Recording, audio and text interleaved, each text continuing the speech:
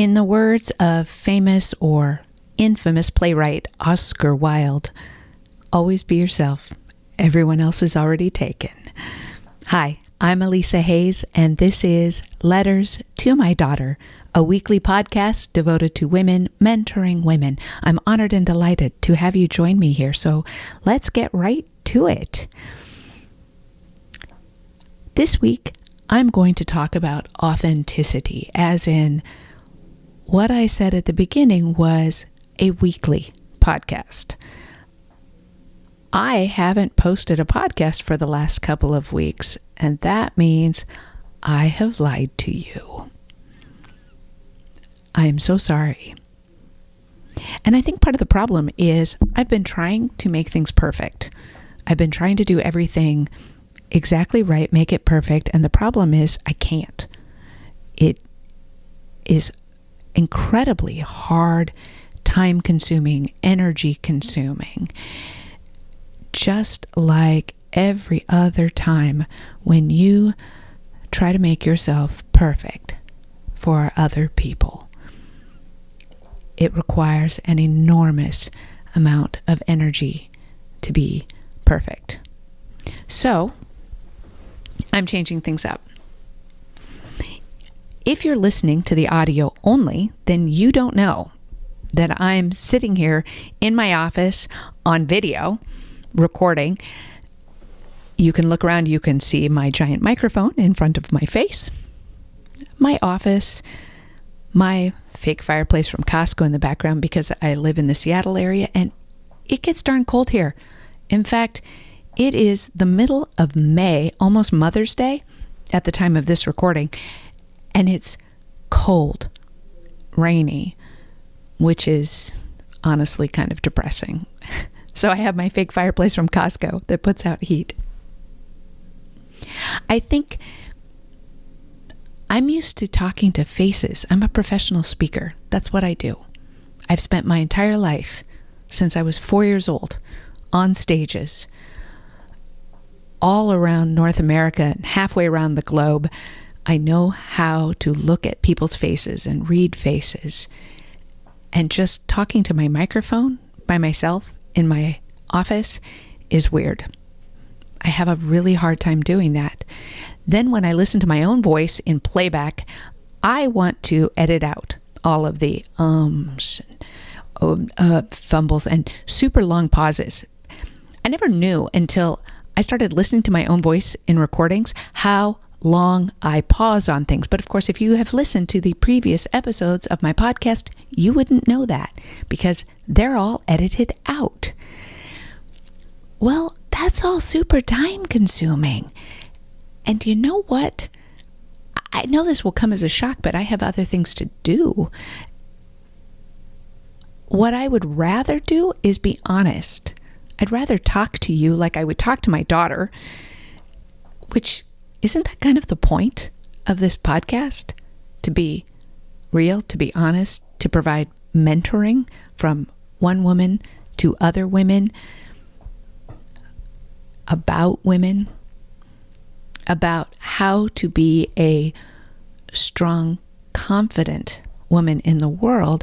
And if you are constantly trying to make yourself fit into some sort of preconceived idea of what you think confidence sounds like or looks like, you're not actually being confident. What you're being is a really good actor.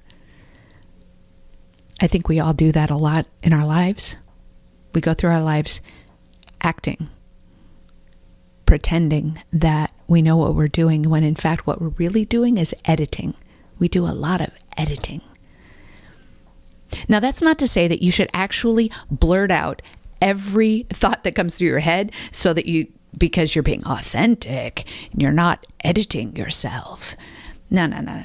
Authentic means being genuine to your values, being really true to who you are and believing that who you are is enough, that it's valued, and you don't have to try to put on some sort of fancy, perfect image of being someone else. So after taking a hiatus for a couple of weeks, let's be honest, it wasn't a planned hiatus for a couple of weeks. I just kept procrastinating, but that constant procrastination caused me to really question. One of the things I write about, and you can read blog posts about this on my website, I write a lot about mindfulness and mindfulness practices through meditation. The reason that's powerful is because it teaches you to notice a lot, to notice your own storyline that's going through your head. And so what I was noticing in my procrastination is that the storyline going through my head was, I don't have the time to do all the editing to make this sound just perfect. I can do that a little later. I can do that later. Because what I really wanted to do, I wanted to spend time with, my family, my actual daughter, who is preparing to graduate and preparing for prom. I'm more interested in spending time shopping for prom shoes than I am spending hours trying to edit a few minutes of podcast. I really hope you don't take that as an insult, as if I don't care about you enough to spend the time. That's not it. It's that because I speak about leadership, and I particularly speak about women in leadership in this podcast, and in conferences, I feel like I'm not communicating that very well, which is kind of funny for a person who is a professional communicator. Since I speak about leadership, it is incumbent upon me, to throw out a $5 word, it is incumbent upon me to lead by example. Isn't that what mentoring really is? To lead by example? So, here's my example. If you'd like to see the video of this podcast, and you'd like to see me in my funky office space that, by the way, is not set up to look perfect and beautiful on video. It is not set up with the perfect back wall of just the right books on the bookshelf, with the plant artfully placed. Nope, just my office, just my little space in my house, as is. If you would like to see the video, then please go to my YouTube channel, youtube.com/Elisa Hayes. Or I think maybe my team will put it on the website. Honestly, I'm not sure. That's why I work with a team. And I would love to get your comments back, because I like talking to people. I like talking to real people. Right now, what I'm doing is looking at a reflection of myself, which feels rather narcissistic, as I look at the screen image of me through my webcam. But I am imagining many faces listening. And I hope that if you're one of those faces, that you'll send me a message. Let me know, what would you like to hear? What works for you? What do you like?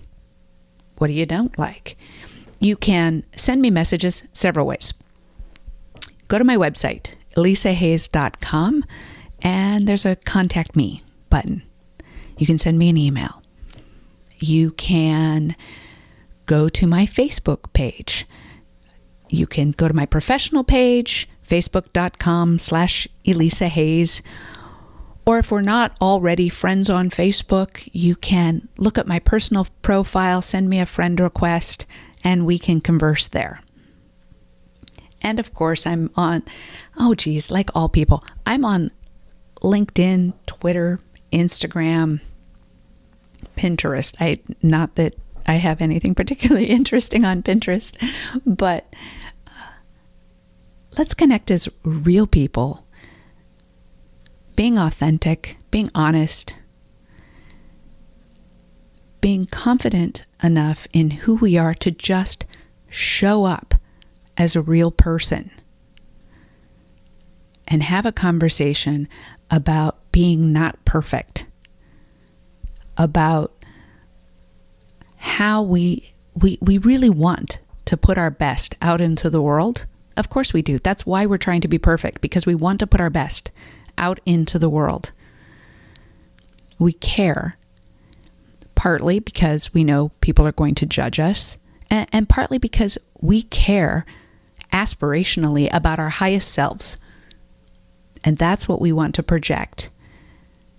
But maybe the very best that we can possibly be is to share our aspirations and the fact that we always have room for growth,